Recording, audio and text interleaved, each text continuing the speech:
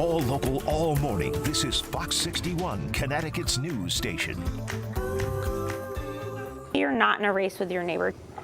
Wise words to live by as winter drags on. In about 15 minutes, we're going to share how you can stay safe while shoveling the snow out there and probably, hopefully, breaking up the ice too. But my goodness, it has gotten bad out there. So cold. But you know what? We're glad you're waking up with us here at Fox 61 and Fox 61 Plus. We hope you stay warm today. I'm Erica Arias. And I'm Tim Lammerts. I do feel like when you add up the snow, the ice, the wind, the cold, maybe Monday morning was like the lowest point of all winter. I don't know. That's just how I feel. And it's not much better now, but it's gotten a little bit better because if nothing else, the wind's died down. Well, that's the thing. There's less wind, so. Less wind. That is the takeaway for today. Absolutely. We're trying hard to find something. Trying hard. Yesterday, we saw a gust closer to about 30 to 40 miles per hour in the afternoon. Today, it's not as windy. We could see gust potential towards about 20. So the main takeaway here, 5 to about 10 mile per hour current sustained wind speeds gusting closer to 20 to 25. And I think the gustiest period of time is really this morning.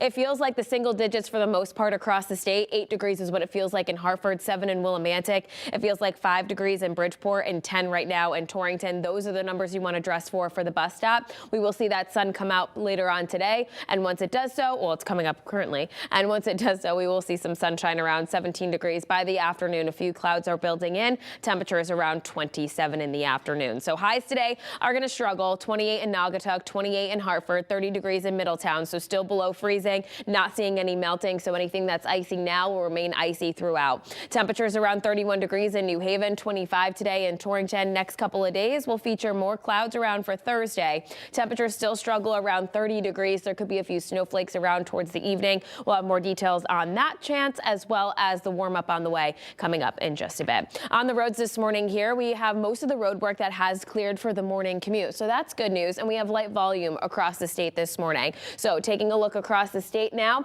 on 91 and 95 as well as 84. 95 this morning, both directions are looking good in the Guilford area. Earlier road work on that northbound side has cleared, and we have light volume, and your drive times through New Haven from Bridgeport is around 30 minutes. New Haven to Old Saybrook is 26. Light volume from Brantford into New Haven. Over to you.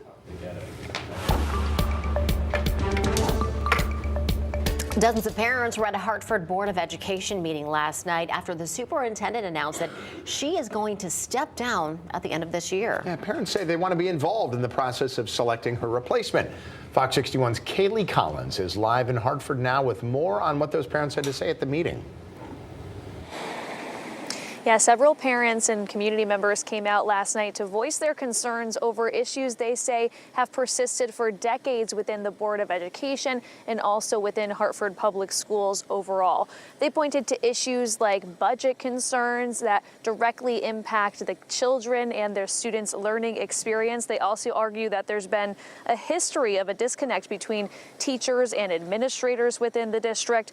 Parents would like to see a new superintendent with at least 10 years of teaching experience themselves, who has also provided adequate support from both the unions and the city as well. And that's something that Carol Gale, who's the president of the Hartford Federation of Teachers Union, strongly agrees with. She explained how the community has had a say in the past, and she made a plea for a similar inclusive process in this search for a new superintendent. 8 years ago, that came in the form of a community interview attended by hundreds of people.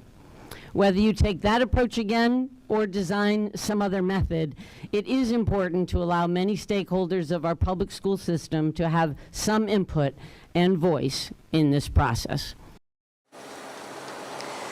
Now, Superintendent Dr. Leslie Torres Rodriguez announced that she would be leaving the district at the end of this school year, and she served in this role since 2017.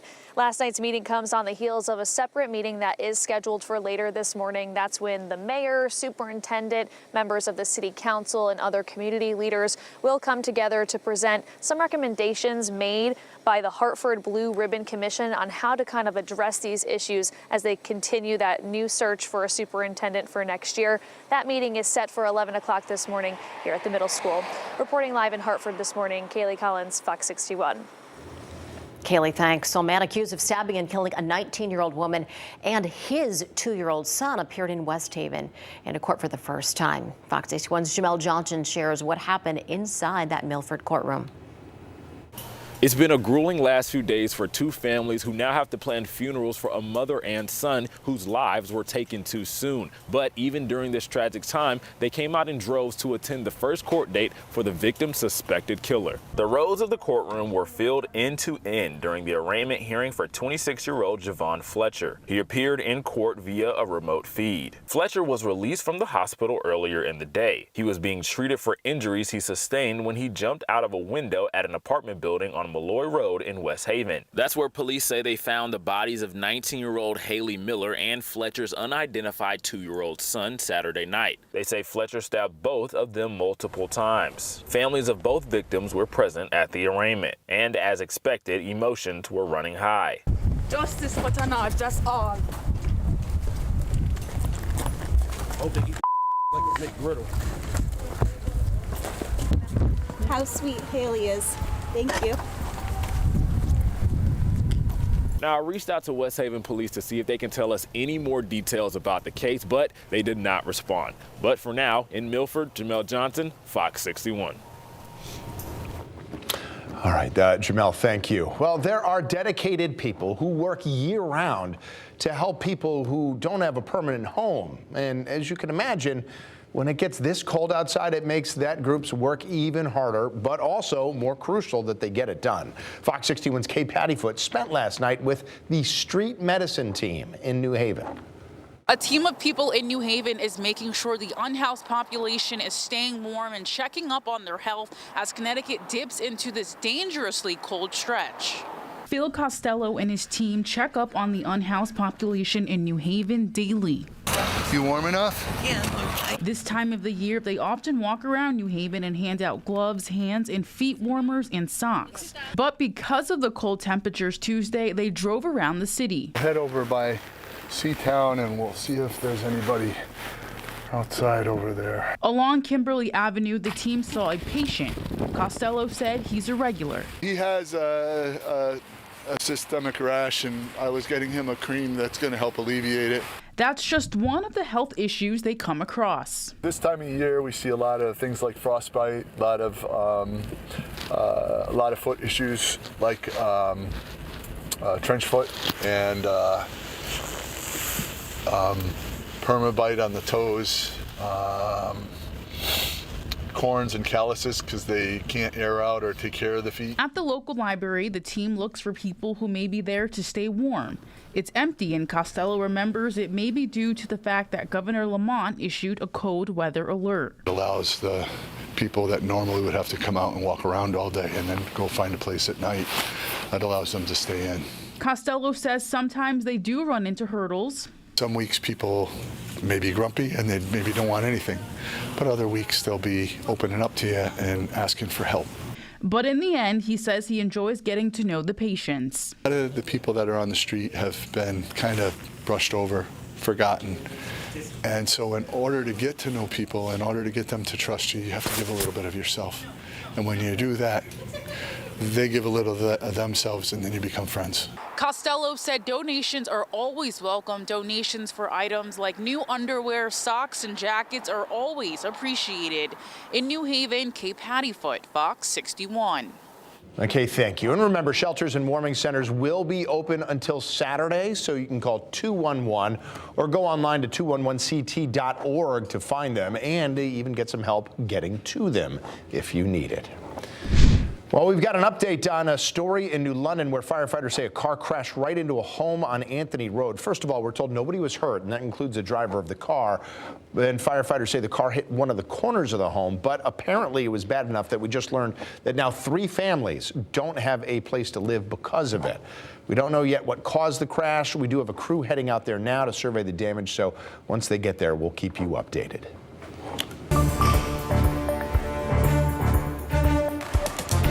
The family of a Connecticut man killed in the Midair crash near Reagan National Airport says they will take legal action. Attorneys for the family of Casey Crafton say that they filed a $250 million suit in pre-case claims against the FAA and the U.S. Army. Now, Crafton, who was from Salem, Connecticut, was on the American Airlines flight from Kansas that collided with a military helicopter. All 67 people on those aircrafts died. The pre-case claims were filed on behalf of Crafton's widow. and 3 sons. Now, the firm handling these claims, based out of Chicago, the Clifford Law offices, says that these $250 million claims are directed at multiple government agencies that may be responsible. According to the law firm, the government has 6 months to act on these claims. If they do not, the proceedings can begin to file a formal lawsuit. Well, Delta Airlines says 19 people are now out of the hospital after getting treated when their plane flipped upside down while landing in Toronto. As of yesterday morning, Delta said 2 people were still being treated. And this is a new look at the aftermath of the crash from cell phone video from one of the passengers. You can see people climbing out of the plane. Now, the passenger who took this video spoke to reporters yesterday about what he saw, heard, and felt as the plane crashed. Basically, we hit the ground and kind of just bounced up and turned on our side, and we're sliding on our side for a while. Yeah, we were hanging by our seatbelts upside down for a second, and then, yeah, we made it off safely. Yeah, we still don't know for sure what caused the plane to flip, but based on some video we're seeing that we can't confirm, it looks like maybe just the physics of an unusually hard landing were behind it. And Toronto airport officials did say there was extreme weather from 2 separate storms that wound up having gusts of wind up to 40 miles an hour on the ground.